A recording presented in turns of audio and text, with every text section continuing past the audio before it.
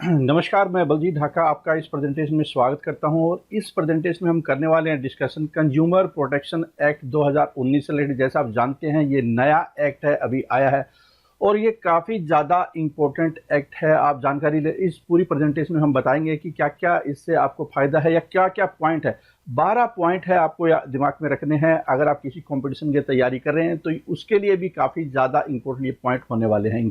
पहला पॉइंट है वो देखने की कोशिश कीजिए कि ये जो पुराना एक्ट था, कंज्यूमर प्रोटेक्शन एक्ट 1986, इस एक्ट को 2019 वाले एक्ट ने रिप्लेस किया है। 2019 वाले एक्ट ने रिप्लेस किया। जो इम्प्लीमेंटेशन डेट है वो है 20 जुलाई 2020। मतलब कि आप बोल सकते हैं कि ये 20 जुलाई 2020 से ये अस्तित्व में आ जाएगा। तो एक बात तो आपके सामने इससे रिलेटेड ये महत्वपूर्ण है, ठीक है।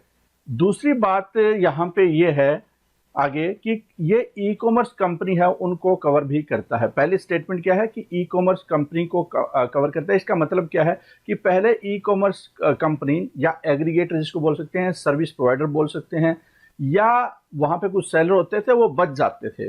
वो बोलते थे कि हमारा इसमें कोई रोल नहीं है, हम तो सिर्फ सर्विस प्रोवाइड करते हैं, हम सिर्फ सर्विस प्रोवाइडर है, हमारा एक प्लेटफॉर्म है जिसका एक माध्यम यूज करने के लिए है। लेकिन इससे क्या है कि बहुत सारे कस्टमर उनके साथ नाइंसाफी होती थी। तो कुल मिलाकर हम बोल सकते हैं कि इससे अब ये जो ई कॉमर्स प्लेटफॉर्म है, चाहे वो फ्लिपकार्ट हो, अमेजन हो, या इस तरह की बहुत सारे आने वाले टाइम और भी कंपनियां आएगी, वो भी सारे इसके दायरे में होगी। तो ये एक इंपॉर्टेंट चेंज है इस पर्टिकुलर में। दूसरी है कि प्लेस ऑफ फाइलिंग कंप्लेंट। पहले क्या होता था कि जहां पे वो सेलर है या मैन्युफैक्चरर है, जहां से उसने सामान खरीदा है, मान लो बॉम्बे से सामान खरीदा है, तो बॉम्बे के कोर्ट में, बॉम्बे के कंज्यूमर कोर्ट में वहीं से ही वो आप दाखिल कर सकते हैं। और आप रहते हैं मेरठ में। अब क्या होगा, जहां पे आप रहते हैं या काम करते हैं वहां भी आप ये कोर्ट में केस कर सकते हैं। तो ये इससे कस्टमर को काफी ज्यादा राहत होगी और वो हेजिटेट नहीं करेगा कि मुझे बॉम्बे जाना पड़ेगा, और इस तरह से उसको दिक्कत नहीं आएगी।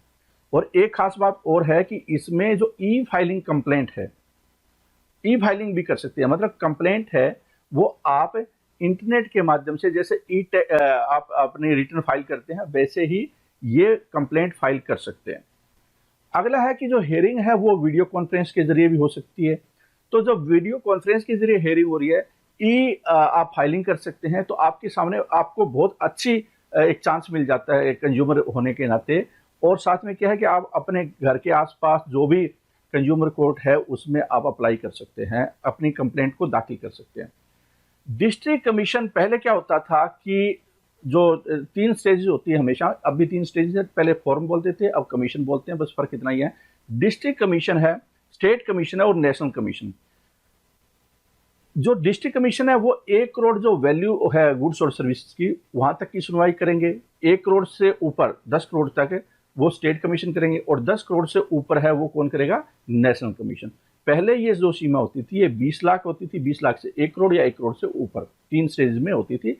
अब इसको बढ़ाकर, क्योंकि वो 19 बहुत पुराना है, काफी समय से वो चला आ रहा था एक्ट, अब नया एक्ट आया है तो ऑब्वियसली क्या उसमें वैल्यू बढ़नी थी। प्रोडक्ट लायबिलिटी एक्शन, ये भी एक इंपॉर्टेंट फीचर इसमें इंक्लूड किया गया है।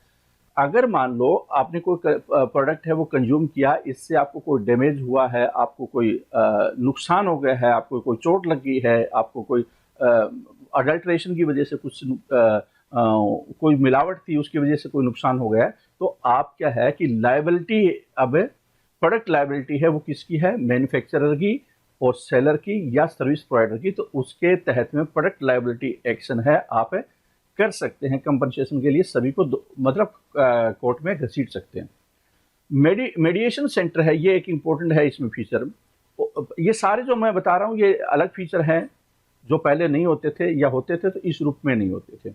मेडिएशन सेंटर क्या होगा कि जो ये कोर्ट आमतौर पर क्या होता है, बहुत लंबा जा सकते हैं जब कोर्ट में आप चलते हैं, तो 2 साल 3 साल में फैसले आते हैं। लेकिन अगर जो दोनों पार्टी सहमत हो तो मेडिएशन की भी प्रोविजन किया गया है। ये अल्टरनेट डिस्पोज, ये जो डिस्प्यूट होता है उसको डिस्पोज कैसे करना है, इसके लिए मेडिएशन सेंटर को मेडिएशन की एक फैसिलिटी है इसमें प्रोवाइड की गई है, ठीक है। तो इसका मतलब क्या है कि सहमति से आप केस को खत्म करवा सकते हैं अगर सामने वाली पार्टी सहमत हो, लेकिन उसके बाद फिर आप फिर उसको अपील नहीं कर सकते उसके खिलाफ में। ये भी एक इम्पोर्टेंट है कि सेंट्रल कंज्यूमर प्रोटेक्शन अथॉरिटी, इसका गठन किया गया है और ये इम्पावर्ड है, मतलब एक अथॉरिटी है, इसके पास में पावर है। जो मिसलीडिंग एड होती है, आपने देखा होगा बहुत सारी एड होती है, वो मिसलीडिंग होती है, बहुत बड़े बड़े वादे होते हैं, गोरे को काला, काले को गोरा करना, इस तरह की बहुत सारी चीज़ें आपको नजर आएगी। अनफेयर ट्रेड प्रैक्टिस है, उन चीज़ों का भी वो सुओ मोटो भी ले सकता है, या जो कंज्यूमर के बिहाफ पे एक सेट ऑफ कंज्यूमर है उनके बिहाफ पे वो अगर उनको लगता है तो वो फाइन भी कर सकते हैं और एक्शन ले सकते हैं, वो ऑर्डर जारी कर सकते हैं कि ये जो ट्रेड प्रैक्टिसेस है या एड है उसको डिसकंटिन्यू किया जाए। ठीक है, तो इस तरह की वो एक्शन ले सकते हैं। मिसलीडिंग एड होती है, आपने बहुत सारे देखे होंगे मिसलीडिंग एड भी, उसके खिलाफ है इस एक्ट में प्रोविजन है, पनिशमेंट दी गई है। और पनिशमेंट किसको है? जैसे कि मान लो कोई शाहरुख खान है, शाहरुख खान IIPM का एक इंस्टीट्यूट होता था, एजुकेशन यूनिवर्सिटी बना ली थी उन्होंने और बड़े बड़े दावे करते थे, बाद में पता चला कि वो सारी फ्रॉड थी। तो ऐसे केस में जो ब्रांड एम्बेसडर होता है उसके खिलाफ भी इसमें सजा का प्रावधान है। मैन्युफैक्चरर या सर्विस प्रोवाइडर के खिलाफ भी सजा का प्रावधान है। 2 साल तक की सजा, 10 लाख तक का फाइन हो सकता है पहले अटेम्प्ट में। अगर वो फिर भी उन्होंने नहीं रोकी तो दोबारा जो रिपीट करता है ऑफेंस को 5 साल तक सजा और 50 लाख तक का फाइन इसमें हो सकता है। तो ये भी एक इसमें प्रोविजन है। Value of goods and services amount calculation, compensation not included. अब इसमें क्या है कि जो वैल्यू हम बात कर रहे हैं 1 करोड़, 10 करोड़, 20 लाख या जो भी जितनी वैल्यू है, उसमें जो एक होता है कि उसकी वैल्यू कितनी है उस पर्टिकुलर प्रोडक्ट की। पहले क्या होता था कि वो डिस्ट्रिक्ट से लेकर स्टेट में वकील है वो बढ़ा चढ़ा कर इस तरह से कंपनसेशन, ये मेंटल टॉर्चर हुआ, ये दूसरा टॉर्चर हुआ, इससे मुझे ये नुकसान हुआ, मेरे बिजनेस में नुकसान हुआ, तो वो चीज़ें अब इंक्लूड नहीं होगी वैल्यू गुड एंड सर्विसेज में। गुड एंड सर्विसेज में जो वैल्यू है उसकी गुड की या सर्विसेज की वही काउंट होगी, और उसके अलावा जो कंपनसेशन है वो एक अलग मामला है। मतलब कंपनसेशन को इंक्लूड नहीं किया जाएगा अपील के लिए कि 1 करोड़ का या 2 करोड़ का बन गया। ठीक है, तो ये इसमें एक प्रोविजन रखा है। 50% कंपनसेशन की अमाउंट है, डिपॉजिट है, वो पहले जमा करवानी होगी।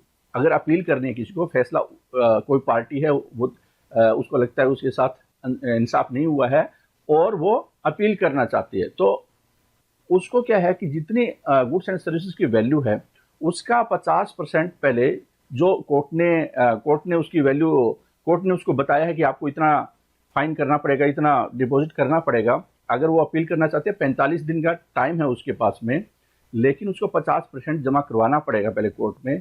पहले क्या होते थे 25,000 तक की सीमा थी, तो सीधा स्टेट कमीशन तक पहुंच जाते थे या नेशनल कमीशन तक पहुंच जाते थे। अब 50% जमा करवाना पड़ेगा।